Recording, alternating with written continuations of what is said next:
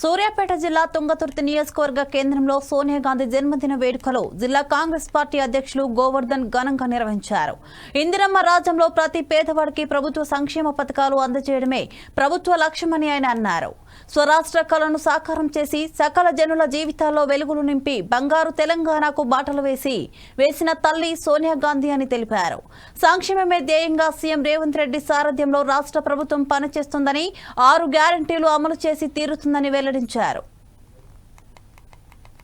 తెలంగాణ కళను సాకారం చేసినటువంటి మహా మనిషి సోనియా గాంధీ ఉండకుండా త్యాగమైనటువంటి కుటుంబంలో వచ్చి ఈరోజు త్యాగమైనటువంటి సోనియా గాంధీ గారి బర్త్డే జరుపుకోవటం చాలా శుభసూచకం. పైగా మన గవర్నమెంట్ వచ్చిన తర్వాత ఈరోజు నిర్వహిస్తూ ఉన్నాం. ఈ 9వ తారీఖు ఇంకో విశిష్టత కూడా ఉంది. 10 సంవత్సరాలు పరిపాలించినటువంటి కేసీఆర్ మర్చిపోతే తెలంగాణ తల్లి విగ్రహాన్ని ఇవాళ సచివాలయంలో పెట్టినటువంటి శుభదినం. అట్లాగే మిత్రులారా, తెలంగాణ రాష్ట్రం 60 సంవత్సరాలు, వందలాది మంది విద్యార్థులు బలిదానం. అయితే ఆంధ్రప్రదేశ్లో పార్టీ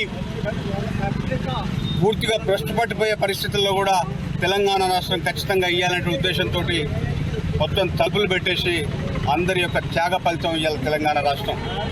సంవత్సరం కాలంలో మనం ఇచ్చినటువంటి 6 హామీలు అమలు చేస్తూ ప్రతి విషయంలో కూడా కాంగ్రెస్ పార్టీ ముందుకు పోతూ ఉంది. ఈరోజు మాట్లాడుతూ ఉన్నారు టీఆర్ఎస్ పార్టీ వాళ్ళు,